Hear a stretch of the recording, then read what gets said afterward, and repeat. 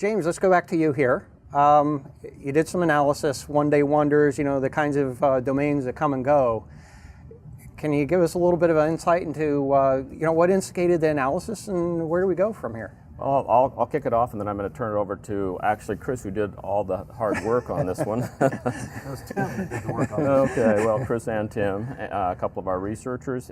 But obviously, one of the things we try to look for as part of looking for what the bad guys are up to is normal versus what's abnormal. Right.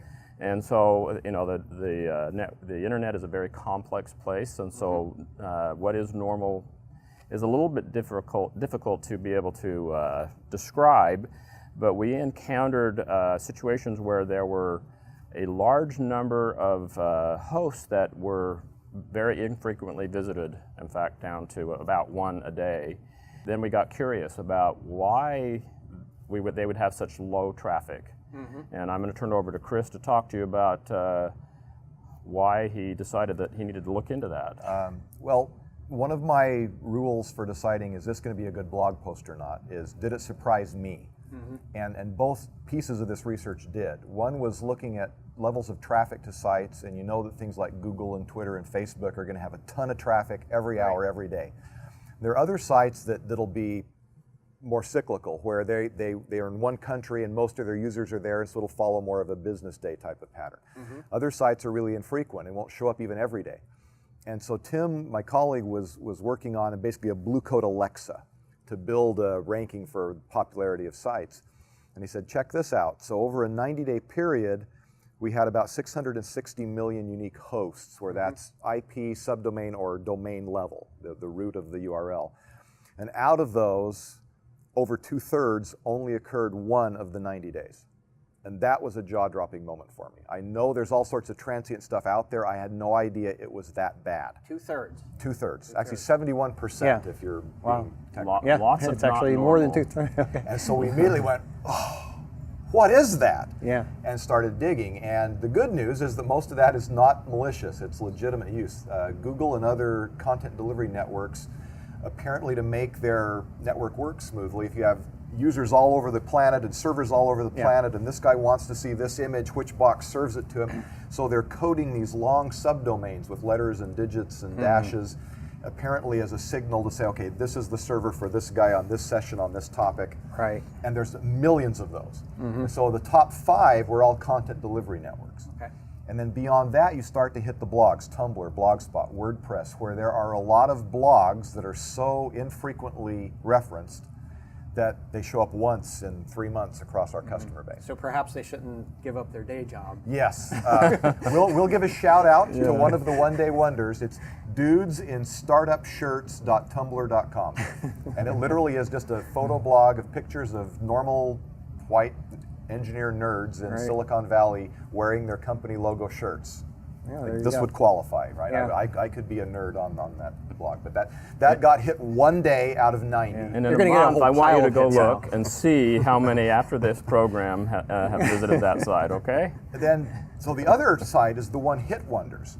These are things that in a 24-hour period get 1, maybe 2 requests across all of our customer base. And again, interestingly, it was about 2/3 of the millions of things that had traffic that weren't in our database already. So the interesting things, I call them. And about 2/3 were one-hit wonders. And yes, there's malicious stuff in there. A lot of those also were blogs, but there are bad guy operations like spammers need to chew through a lot of hosts every day. There are exploit kit operators where the attack domains have to be frequently changed out.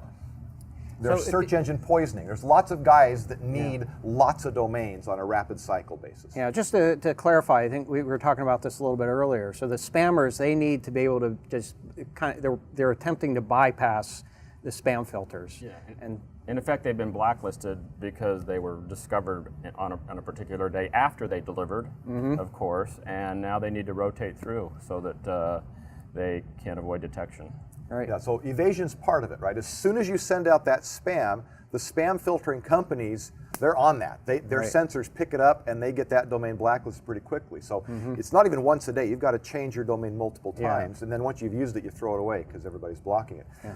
But evasion's not all of the story. Part of it is analytics and tracking. You want to be able to distinguish which user is clicking on which spam. And so if you're naming each subdomain level with a unique code, you can do that sort of tracking. So it's identifying where you're successful and where you're not successful, who's actually received messages versus inclined to click on it. Inception actually used a similar methodology for them to be able to determine where they were getting data, reaping the fruits of their hard work. Right. So I guess for folks, I mean, the good news of that, we have an internal slogan in terms of in educating our employees. We call it "You Are the Firewall." One of the pieces of advice we give for folks that receive a suspicious email is to look at the URL and see what the domain name is on there. Does it look like it's a logical name? And this is one thing that helps us in the sense that they're forced to use different domains regularly. You're helping with that. And to give folks the opportunity to do the second, put it through the human filter. Yeah, hover your mouse on the link and see if the domain matches.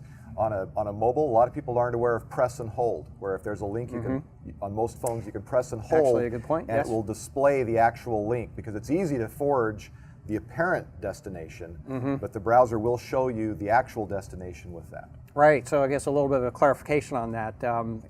Oftentimes on mobile devices, what you can actually see of the URL is cut off very abruptly. Yes. It's the screen's not very wide, and in order to see the full URL, what you could have is www.goodsite.com.